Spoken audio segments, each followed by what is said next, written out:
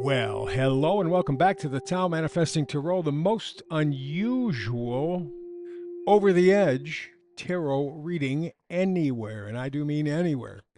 Now, I've done tarot for over 20 years. In that time, I have found, at least from my point of view, it really doesn't predict anything. We're talking frequency, we're talking manifesting.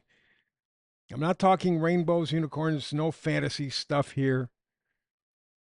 We're dealing with life on its own terms. We have to do it because this is a very historic time. We are literally, and I know it's hard for some people to grasp, on the edge of extinction as human beings. The possibilities are crazy. I mean, we could see some sort of comet or asteroid coming from outer space. We could see a solar flare. We could see earthquakes. And apparently, a nuclear war, if you could believe that. And who could? But stranger things, I guess, have happened. The point of the matter is that through the modern history of humanity, that's the past 7,000 years up to the Younger Dryas, we've never had this capacity, ability. We've never seen all of these potential disasters. And to some degree, we are fueling them. So within that context, I do tarot readings. It's not the feel good kind of stuff, right? Like I said, it's not the rainbows, unicorns, lollipops. We don't do that. We focus on human kryptonite that's manifesting. It's creating pictures in your own imagination, not from anything technological. No AI, no smartphone, no desktop, laptop, none of that. It has to come from within you. That is our human gift from our Creator, creating pictures in your own imagination. Today's Tao Manifesting Tarot theme is your cosmic Lego set. That is, taking building blocks, making building blocks for what? To build a new life. It's obvious we have come to a point where we, I'm hoping, understand we cannot continue as we have. There are no options. There's a group of psychopathic billionaires who want to control it, one world government, control everything. And you see what's going on all around the world. Latest story just from England. 16-year-old girl coming out of what they call football, soccer practice. It's about 15 minutes after 5 o'clock English or British time. She goes to McDonald's to grab a couple of burgers, whatever the hell it is. Well, there was a new law passed. It's always for our good to protect the kids. That's how they frame it. A child cannot go by themselves, that is, someone 16 or under, to a McDonald's, get burgers. They say it's junk food. You can't do it unless you have an adult with you. Well, she just came from practice. She said, I'm hungry. Let me pick up some food. Police arrested her, put her in jail. And there's this big hoopla, as there should be in Britain.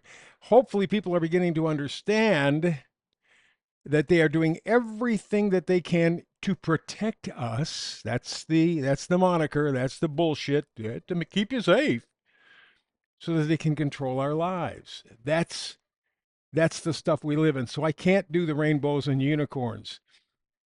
So today, the frequency we're going to be focusing on is your cosmic Lego set. How do you take this stuff around you and build a new life? Because you got to do it, or it's going to be pushed on you. You have no choice. It's either they do it or you do it. I'm telling you, better you do it. So the tarot frequency, even though it doesn't predict, it is your destination. But there is always a map to follow. I use astrology, numerology. I've done them for 50 years, like I said, Tarot 20. Tarot is potential. We deal with the numerology and astrology. Those are cycles. And so we look for cycles in every tarot reading to help us understand what happened in the past and then bring that energy forward. Because if it happened in the past, it will catch up with us sooner or later. It's not going to be the same, but it's going to be along the same lines. For example, 1776, we had planets Pluto and Uranus together. Just what? A couple of years ago, they're again together. So the same energy that we had in the American Revolution is here now. Take a look at not only America, around the world. It's evolve but it's through revolution. And that's always a bit messy, a bit scary. So we're going to be getting to all that action, all that activity in just a moment. But first, I want to remind you, I got one email. You have any comments, good, bad, indifferent, please feel free. Tarot or tau-tarot at proton.me. Tau-tarot at proton.me. Again, anything. I check that every day. Any comments, I will respond immediately. Well, not immediately, but within the past maybe 24, 48 hours. I'm pretty good at it. I've trained myself. That's tau-tarot at proton.me. Anything that you have to say is open game, and I welcome you for doing it. Now, we got to find our energetic cycle. To do that, we use tarot. That's what we tap into. We connect with a feeling and action. We manifest. That's what tarot's about, manifesting this energy. Look at it this way. We are setting a cosmic table, a metaphysical table. The table settings, the plates and glasses and all that kind of stuff, that's the numerology and astrology. The meal is the tarot. So let's begin.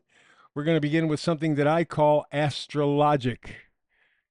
Right? That's the astrology, the energetic signature from the past, but updated for today.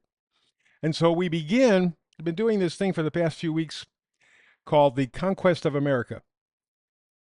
Americans find this concept almost unbelievable because that's not what we've been programmed with. America the Great, America the Good. Well, not so great, not so good. We're just like people like all around the world, but we hit a nice patch in our astrological cycling so that we were able to do some interesting things. So from the 1500s, 1600s, we began to see the European bankers take over governments, and they did it most especially with England. The king needed to go to war because kings, they do that. That's all they know how to do. And they didn't have any money, so they went to the European bankers and said, hey, we need money. And the bankers said, hey, why not? On one condition, you let us create something called the Bank of England. You don't have any part of it. You want to buy shares in it, you want to be a shareholder, that's fine, but we will control the Bank of England. They did that. And by 1700, Adam Smith, who was studying what would be today considered rudimentary economics, he was the big thinker of the day, and he said, you know what? The system we're doing right now is really a terrible system. It really destroys stuff. It's called usury. The idea of charging people when you are lending money. Church was against it. Most every country, most every kingdom was against it. That's why, in fact, the Jew bankers were thrown in about a 2,000, 3,000 year span. They were thrown out of over 200 countries. They were thrown out 1,000 times because they used usury, and they got to control the country, and the king or queen or whoever said, get the hell out. And so they're being pushed from country to country, never ever taking blame, never anything. It's always everybody else's fault. Still the same story they're telling us today. But the fact of the matter is, Adam Scott said, you know what? Or Adam Smith said, tell you what, instead of usury, why don't we call it capitalism? And from that moment forward, around 1700, Bank of England connected with the colonies because we were British colonies primarily. They tried to take control of America. They tried once in the 1790s, again in the early 1800s. Andrew Jackson, mid 1840s, told them no. They tried to kill him. They failed. They messed again with Abraham Lincoln. Abraham Lincoln said he had two enemies, the South and the banks, and he was more worried about the banks. The banks killed him. James Garfield, somebody else who said no to the banks, was also assassinated. So there's been this constant battle between the bankers and the citizens. And to this point, bankers are kind of winning. So I'm going through this entire history of America, picking out the astrological points and their connections to the present. And today we're around 1880 to 1885. And this was after the Civil War, after the Reconstruction. It was the Gilded Age, according to Mark Twain, where the rich were ridiculously rich. It wasn't good enough to be rich. You had to have chrome on everything. In other words, it was like the Chevys or the Pontiacs or Cadillacs of the 50s. If it didn't have a lot of chrome on it, it wasn't any good. Well, that's what the Gilded Age was all about. Yes, I'm rich, but I'm going to have 5 homes. Yes, I'm rich, but I'm going to have plus and the plus and the plus. Very much like today, by the way. Very much like today, the energy. So, in this age of affluence for a few, we keep on with the same thing. Pioneers control the West. They keep moving. Europeans, pioneers move to the West, control all the land out there. Of course, then the big corporations put up the railroads and telegraphs and really tie it down. Big industry, in other words, grows bigger, and it grows biggest in big cities. This is when we had the Chicago's, Detroit's, New York's, not quite LA yet. They didn't really hit that for a while, not till we got closer to World War II. But the big cities grew big, and the rich people had more and more in power. And there was a plethora of inventions of all kinds: telephones, telegraphs, electricity, all kinds of things. And the rich controlled them as well. So it was just more of the same, but kind of less for everybody else. You know what I mean? This was the beginning of corporate control of America, real seriously corporate control of America. The 1880s, they took over. So I'm looking at the astrology and I'm seeing Saturn and Pluto together in a friendly relationship. I'm not going to get too much into the weeds in terms of the astrology, just that Saturn and Pluto work together. Pluto is evolution, Saturn is control, discipline. So this was very focused. And when you're dealing with business, you're focusing, right? You have a goal, you have a place to be. And so you're going to really tightly focus. And then for the continuing astrology, Jupiter, Uranus, and Neptune were also in friendly situations. So change was quick, change was profound, but the Neptune part of it said, either we're going to lie to you or we're not sure exactly what we're creating either. Again, it goes back to the Gilded Age. Oh, everything is so wonderful. The rich are so rich. Everything, no, not so wonderful. No, not so good. A lot of terrible things were being done, and there was this element of control that was being fomented in American society. We were not aware of it, but that was there. So we had all this focus and energy like a laser beam at creating an illusion. And everybody bought into it because the nation was so wide open at that point.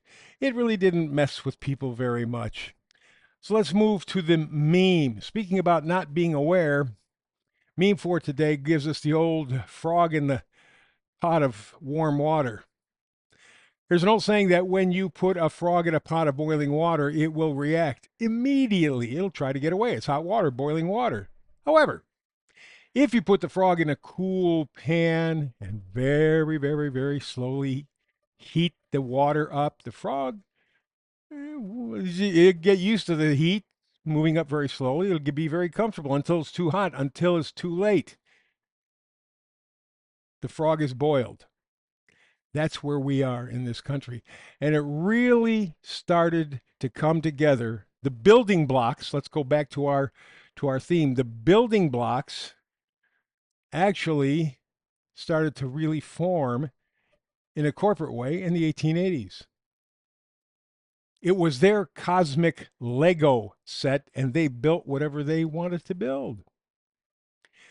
So, speaking of building, we move to the missing link. I'm not going to read all of this for you, but it really lays it all out. What the UN agenda for world government is all about is canceling black, white, native people. They erase identity.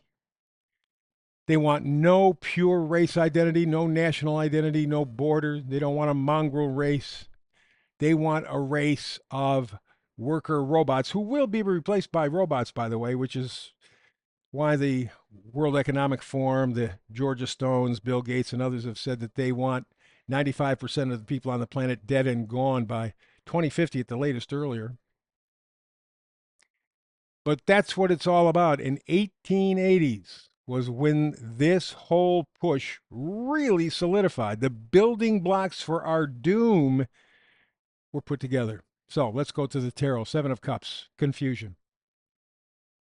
This guy is looking at 7 choices. You want to mess with somebody, give him choices. Give them choices.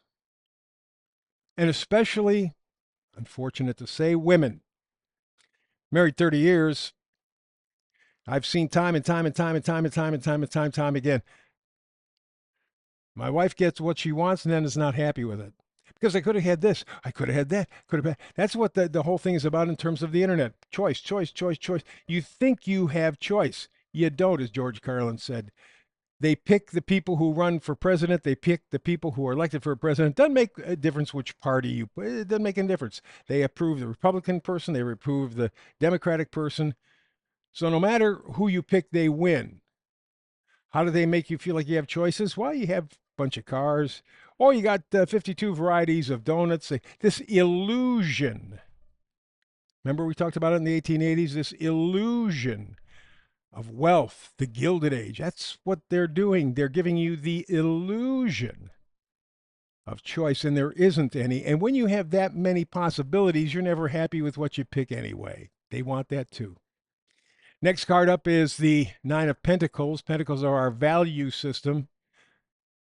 What it basically is in the Nine of Pentacles is creating stability, creating a firm value system, using those building blocks to build something that is solid, that is real, that gives life, doesn't take it away. That's the big stuff. And then we move to the Ten of Pentacles. We got the Nine and Ten of Pentacles right next to one another. So it tells you how important it is right now to give some serious consideration to your value system. What's important to you and why? Not because the assholes on TV or the internet tell you it's important. Why is it important? For example, let's kind of hone it down. If we lost all the electrical power that is in our lives, and it could easily be done with everything being tied to the grid and the grid to the computers, all you got to do is flick a switch and all the power is gone. You go back to 1800, the year 1800. Are you going to be able to eat? Now, make a value system. That's what the Ten of Pentacles is all about. Well, we're out of time for today. Thank you so much, as always. God, you make it so worthwhile. I appreciate you more than words can say. Please do the email stuff. It would help. Also, like and subscribe. It's a battle going on in the internet. It's very quiet, very pervasive, and it all has to do with you being able to get information and keep your independence. So you help, like and subscribe. Between now and the next time you and I get together and do tarot, as always, peace and blessings.